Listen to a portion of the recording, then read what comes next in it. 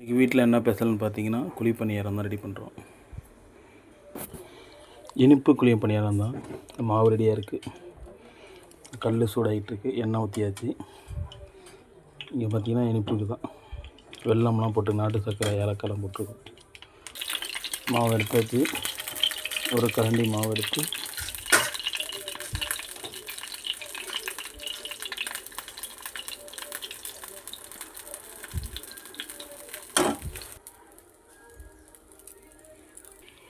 இப்போ தான் வெந்துகிட்ருக்கு.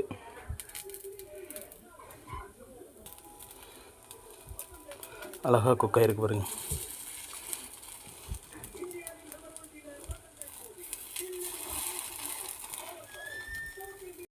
சாப்பாடு இதுதான். வெங்காயத்தை அரிஞ்சு ஃபுல்லாக திருப்பி போட்டேன். நல்லா வெந்துருச்சு, ஃபுல்லாக வெந்துருச்சு.